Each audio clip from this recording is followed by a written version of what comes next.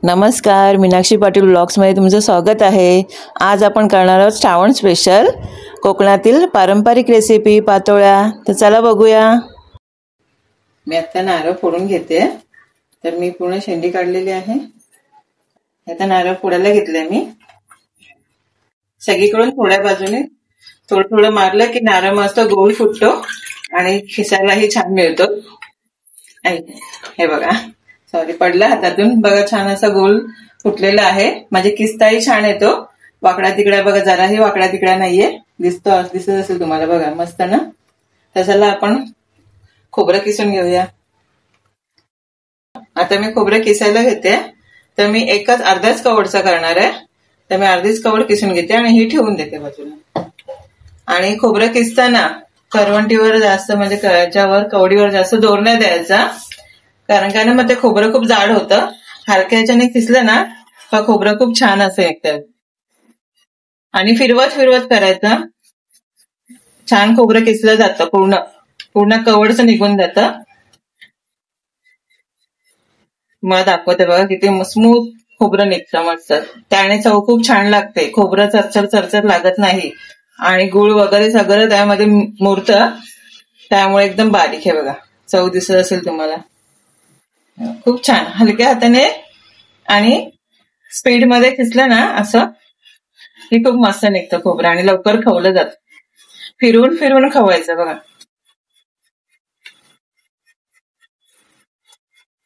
मी जास्त कवडीवर जोर देत नाहीये, फक्त फिरून फिरून किसते। हे बघा असं, म्हणजे कुठे असं अर्धा अर्धा नाही झालं बघा। एका साईडने सगळ्या एका बाजूने मस्त किसत किसत आलेलं आहे बघा, फिरून फिरून। तर चला आपण पूर्ण कवड किसून घेऊया। हे बघा, हे मी पूर्ण खोबरं किसून घेतलेलं आहे आता। आणि आता आपण बघूया। हे बघा, छान किसलं जातं। जास्त पण मी किसलं नाहीये, मग त्यातलं सगळं ना काळ पाट असते ना त्या खोबऱ्याची, ती निघून जाते जास्त करून। तर हे बघा असं केलेलं आहे मी। आणि हे समोर खोबऱ्याची ही घाण असते वरची, म्हणजे हे किस त्याचं ठेवलंय। खूप छान आणि बारीक, जराही तुकडे पडलेले नाहीयेत खोबऱ्याचे। फिरून फिरून जर खोबरं किसलेलं असेल ना तर छान खोबरं किसलं जातं, खोबऱ्याचे तुकडे पडत नाही। वाटीतलं खोबरं व्यवस्थित निघतंय बघा, छान निघतं, कुठेही मोडत नाहीये। चला आता आपण चव करूया। चला आता आपण चव बनवायला घेऊया। तर मी अर्ध्याच कवडीचा चव करणार आहे, म्हणून मी थोडीशीच वेलची घेतली, 5-6 वेलची दाणे आहेत आणि थोडंसं किंचित मी जायफळ घेतलेलं आहे। तर मी हे जाडसर कुटून घेते।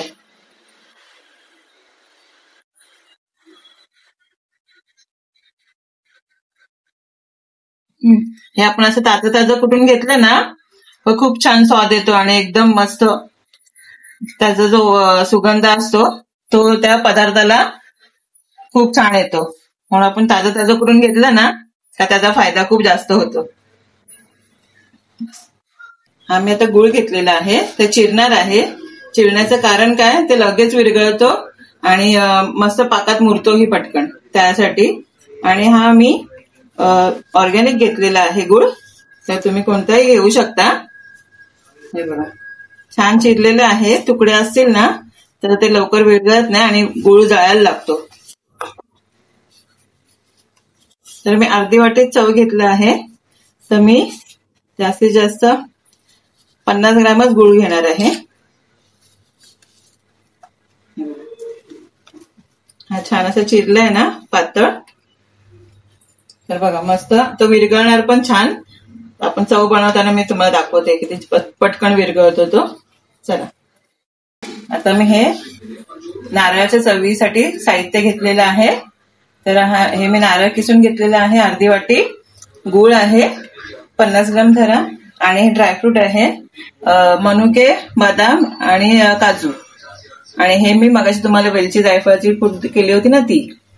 तर एवढंच साहित्य आहे। चला आपण चव करून घेऊया। आपण तांदळाच्या पिठाची उकड करणार आहोत, त्यासाठी साहित्य घेतलेलं आहे मी। 1 मोठी वाटी तांदळाचं पीठ आहे, सुगंधी आहे हे पीठ, जे आपण मोदकाला वापरतो ना तोही वापरा, खूप छान लागतो। आणि किंचित मीठ आहे, आपलं सेंधव मीठ आहे किंचित, आणि दूध आहे आणि तूप आहे.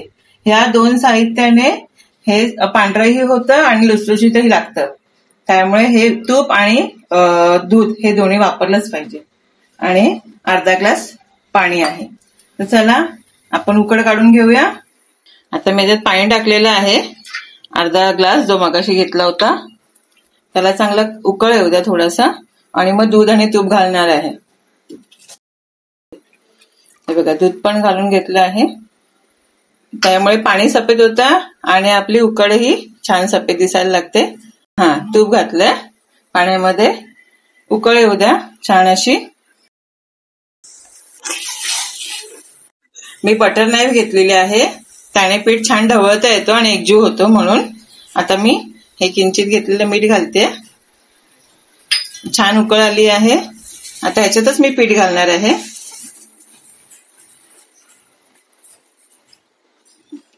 आणि थोडंसं गॅस फास्ट करून पाणी वरती आणलंय. हे बघा दिसतंय. बस आता तुम्ही हे ढवळायला घ्यायचं. छान मिक्स झालं पाहिजे पूर्ण पाणी, आणि ते पीठ मस्त शिजलं पाहिजे. हे बघा, हा चमचा हा मी बटर नाईफ का घेतलाय, तर पीठ मस्त पूर्ण असं ढवळला जातो, छान एकजीव होतं पाणी आणि पिठाचं.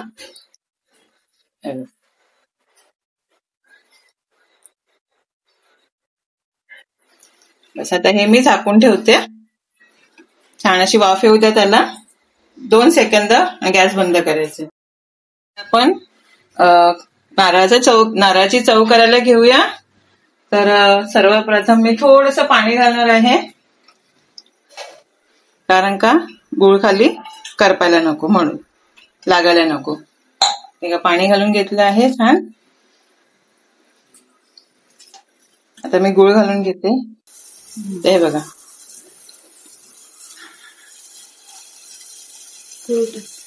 आता हे गुळ घालून घेतलेलं आहे.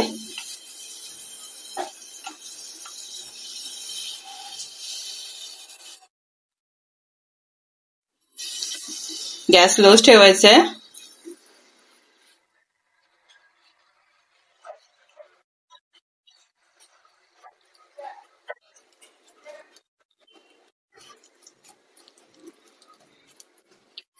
हे बघा, मग चिरून घेतला होता ना, तो खूप फास्ट विरघळतोय. बस आता एवढे कण राहिले तरी चालतील. त्यात आपण किस घालून घ्यायचा आहे खोबऱ्याचा, नारळाचा किस घातलेला आहे. तर हाही मस्त एकजीव करायचा.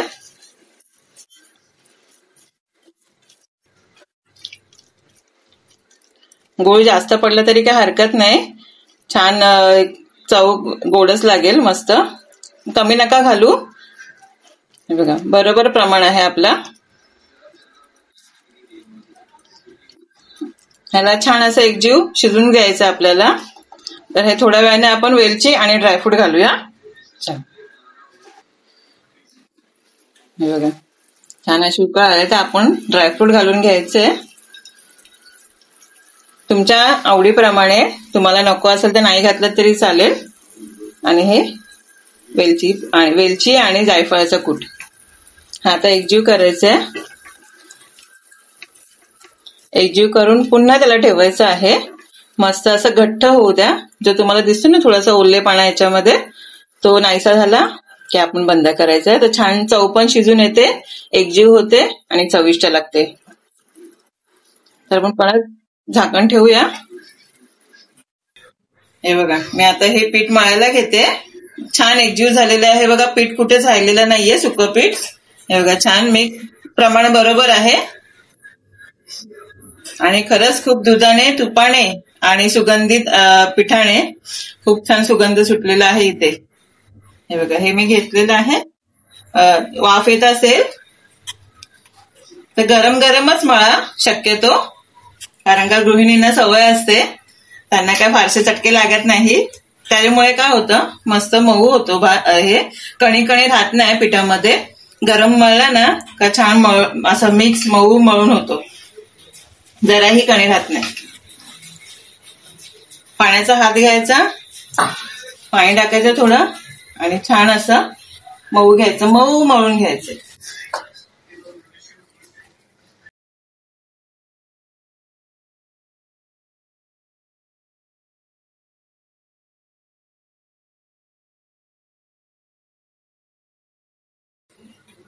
ह्याला लागलेलं जे पीठ आहे त्यात मी पाणी घातलंय टोपामध्ये, तोही छान असा निघून आलाय बघा. पाणी घेऊन घेऊन मळा असा छान मऊसूत. बघा जराही कणी दिसत नाही, तुम्हाला दिसत असेल बघा, जराही कणी दिसत नाही. एकदम गार झाल्यावर पण मळू नका. जर तुम्हाला गरम ह्याच्यामध्ये मळता येत नसेल पीठ, पण एकदम असं थंड करून मळू नका, कारण का तुम्हालाच मेहनत करावी लागेल आणि मग त्या पातोळ्या अशा कणीदार होतील. खूप छान मळलेलं आहे बघा पीठ, आणि किती लवकर. नाही तर खूप वेळ जाईल तुम्हाला जर गार करून मळलात तर. हे बघा बोट जाईल ना, असं मळून घ्यायचंय बघा, एकदम जास्त नरम नाही आणि घट्टही नाही. आता हा मी गोळा परत झाकून ठेवते. हे मी झाकून ठेवलेलं आहे. आता आपण पातोळ्या करायला घेऊया. तर हे बघा मस्त छान असं गुळाचं पाणी, गुळ जे विरघळलेलं ते आणि नारळाचं पाणी पूर्ण सुकलेलं आहे बघा, दिसत असेल छान सुटतं ह्याच्यातून. आता आपण गॅस बंद करून घेऊया आणि थोडं गार करून घेऊया. चला आता आपण पातोळ्या बांधायला घ्यायच्या. तर हळदीची पानं आहेत, ही छान धुवून घ्यायची आहेत कापून. ह्याचे एकाचे 2 तुकडे करून मी दाखवणार आहे तुम्हाला बांधताना पातोळ्या. आणि हे आपण मगाशी उकड काढलेली छान मळून घेतली आहे मऊसूत, आणि मस्त चव बघा किती छान दिसते ड्रायफ्रूट घालून, आणि चवीलाही तेवढीच छान लागते. तर चला आपण बांधून घेऊया पातोळ्या. या बघा मी पानं कापून घेते. मी एकाचे 2च तुकडे केले, कारण का जास्त मोठी पानं नाहीत. गावी आपल्याला अजून छान अशी रुंद पानं मिळतात.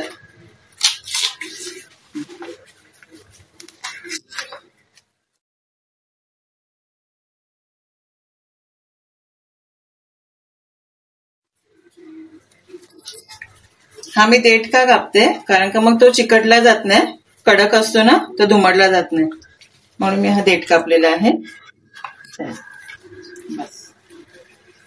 आता ही छान धुवून घ्यायची आहेत मागून पुढून छान अशी स्वच्छ, कारण का माती असते त्याला.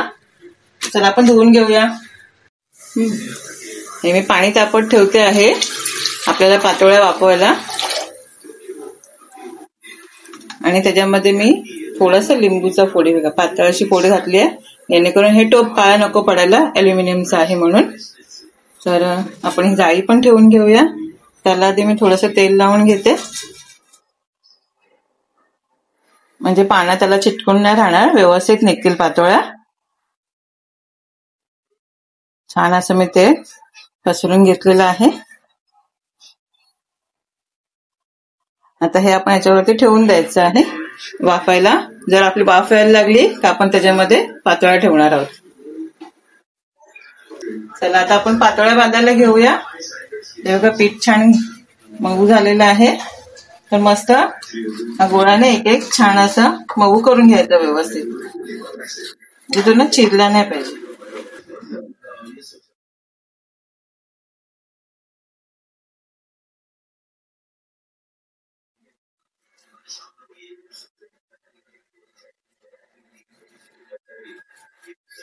छान असं पातळ हे करून घ्या, मस्त लेअर त्याचा. थर आहे ना जास्त जाड ठेवू नका पिठाचा.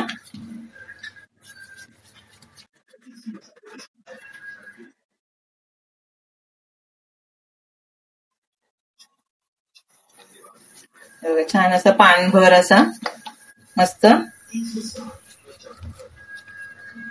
आता मी ही चव घेते.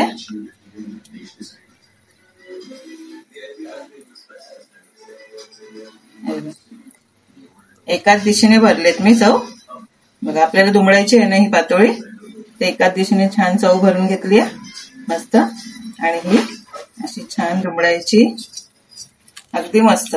हे असं जॉईंट झालं पाहिजे छान.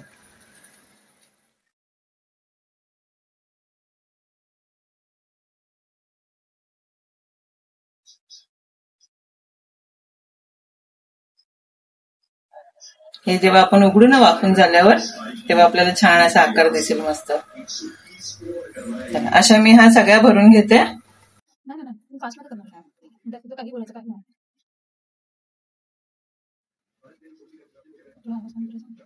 झाली जरा आता आवाज कमी कर ना टीव्हीचा. काय नाही बाबा मी बोलते ना.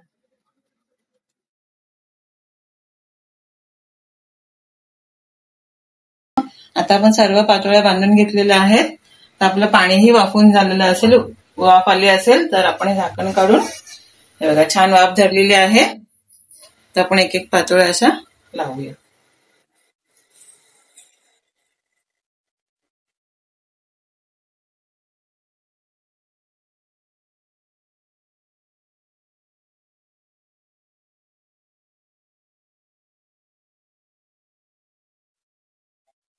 जिथे गॅप दिसेल ना तिथे छान अशी लावून घ्यायची, म्हणजे सगळ्या पातोळ्यांना मस्त वाफ मिळेल आणि शिजून येतील. तर आपण झाकण ठेवूया पुन्हा एकदा आणि छान 15 मिनिटं आपण हे वाफून घेऊया आणि 15 मिनिटांनी बघू शिजून झाले असतील. तर आता मी 15-20 मिनिटं असं छान वाफून घेतलेलं आहे. तर जास्त शिजवायची गरज नाही, कारण का आपलं पीठ पण छान उकड काढलेली होती, तर ते व्यवस्थित शिजले गेले आहेत. हे बघा छान असं पान सुटत आहे त्याच्यावरून. तर ह्याला आपण काढून घेऊया आणि गॅस बंद करूया. मी गरम गरमच काढलेलं आहे पान, कारण का ते सुकलं थंड झालं ना की त्याला ते चिकटतं पान. ते छान अशा गरम गरम काढून घ्यायच्या. नाही पहिलं ऐक ना माहिती. हा ठीक आहे चल. अगं मी बोलते अशीच ठेव. अशीच ठेव. मग एक खोलून ठेवली ना आपण. आपला व्हिडिओ काढायला स्टार्टिंगला तर काय टाक नाही. ठीक आहे टाकत जा, ठेवत जा. अजून एक मी खोलून ठेवते पातोळीच्यावर. हे बघा अशी